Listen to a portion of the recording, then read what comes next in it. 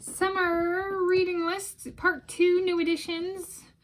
This is going to be the first book on that list of 5 new editions. There were 3 books on my initial summer 2023 reading list, and I'll link to that video in the video description, the first announcement.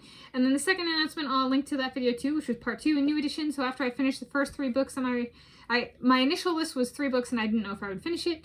Then I finished it, and so I added 5 more books. And so this is the first of the 5 editions, so my 4th book overall this summer 2023.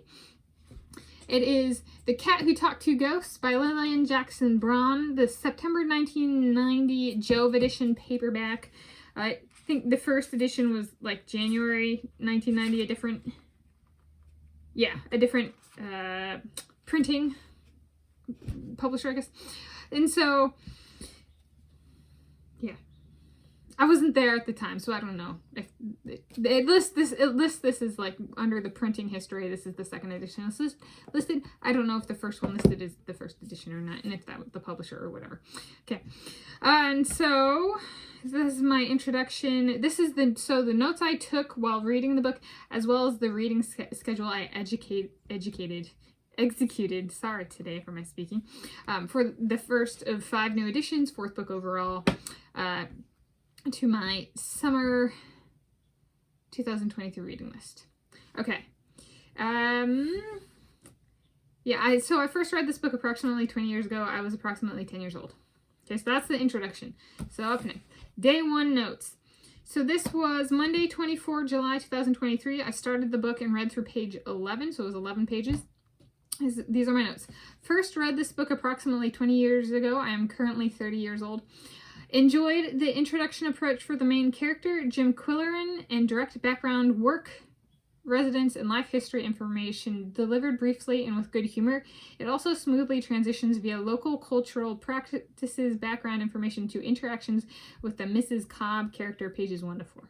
So these are kind of coming from the writing perspective, because I've been doing a lot of writing and reading, but there's some cool writing kind of style with this book. Next note, setting region is a former mining area with abandoned mine shafts and the such, page 5. That was a trend for a while in fiction. Into, like, I was born in the early to mid 1990s, and it carried forward.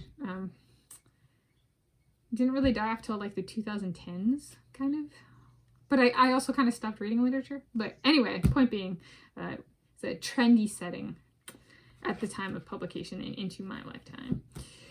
All right, up next note. I agree that 55 years old is too young for a person to die, pages 8 to 10. So the main character views somebody who died at 55 years of age is like too young to go. So the dead die young can apply to people in their 50s as well, you know, or kind of thing. Or the good people dying or whatever. Too young to die. Okay. Page 11, dead person had encyclopedic knowledge of antiques.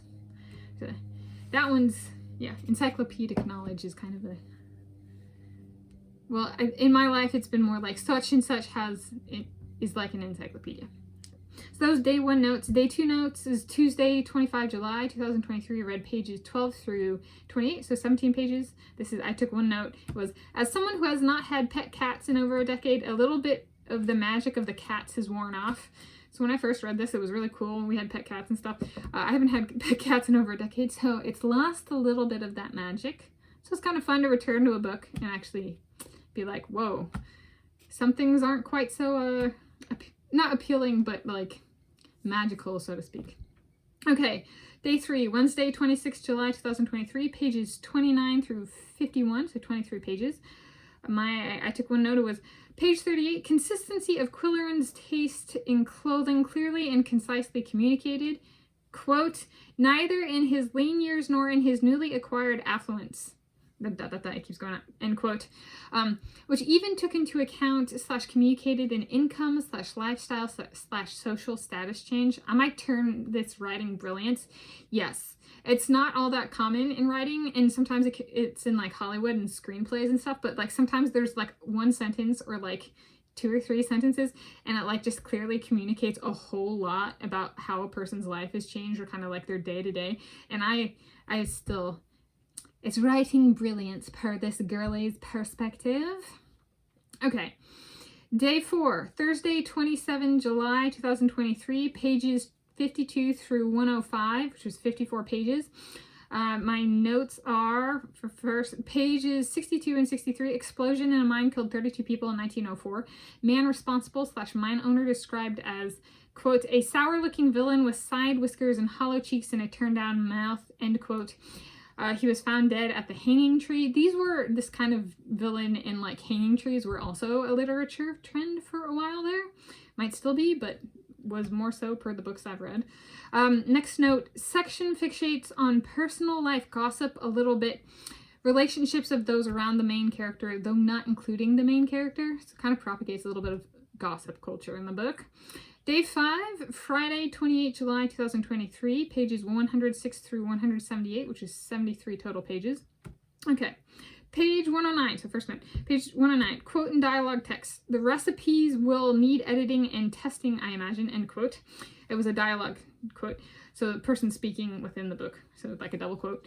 In reference to publishing a cookbook written by a person now dead, I find it disrespectful to change a person's recipe / work, then publish it under the person's name. That is a crime called identity theft / impersonation, and something I find distasteful whether a person is dead and or alive. Okay. Next note, at the beginning of the book, the author introduces the main character as a former beat journalist who frequents the bookstore / reads. And then on page 111, the main character in dialogue says, so this is again like a double quote, if I can't eat it or wear it, I don't buy it, end double quote. I find it odd a former writer and avid reader character would not add, if I can't read it, I don't buy it, it's like kind of thing, or if I can't read it to that. I just find that kind of odd. Did the author, Lilian Jackson Braun, forget the work history / interests of the main character while writing / reading / editing the book? Or does reading not factor into the author's kind of consumption, how they think about consumption? I don't know. Okay. Day 6, so Saturday, 29 July 2023, pages 179 through 209. This is 31 pages. Here's I think I have one note, yeah. Pages 180 to 181. Quote, he jumped to his feet, roaring the useful curse he had learned in North Africa, flapping his arms and galloping about the kitchen like a witch doctor, end quote. And then my perspective on this is, perhaps propagating a stereotype about North Africans, perhaps presumptuous that people know what witch doctors in North Africa are like, etc. I don't know what the purpose of that was. Okay, just straight up, I don't know. All right, day 7, today, Sunday, 30 July 2023, so today as in the day of filming this. I finished the book before filming this video. So I finished the book today. I read pages 210 through 218, which was 9 pages. One note, was the murder revealed? I missed it if they were. There's a lot of stuff just kind of thrown at the reader in this book, and like, if there was a reveal, it did not come across clearly. So yeah. Okay, final notes for the book. I was 30 years old for the duration of the reading, and this marked my 3rd time reading the book. So, okay, that was... Okay, so first note, some very different key takeaways reading it this time compared to the previous times, like the cats not being as like magical, so to speak. Next note, I did not rate this book the previous times I read it, twice before this. This time I would give it a 7 out of a possible 10. The writing style is good, except for the throwing a lot of stuff at the people. Like, I don't even know if the murderer is revealed. Like, it didn't stand out. I didn't. Kind of thing. So good writing style and some really cool writing stuff, but also like, what happened? You know, kind of thing. Okay, and then last note, this marked my 3rd time reading the book. And then, so these are kind of Lucky Wallaby Courier notes, my dream print publication. Instead of like a review of a book, it's we can read the book and make notes. Or in this case, I'm reading the book and making notes and writing notes as I go, and then reading them in a video format, adding a little bit of context.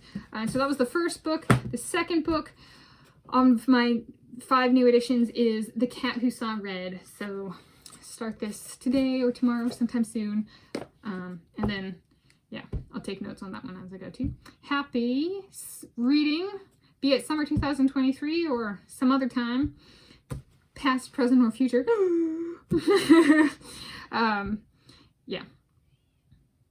and happy Sunday. As of filming this, 30 July 2023, City of Shoreline, Washington State, United States of America, Plant Earth, the original.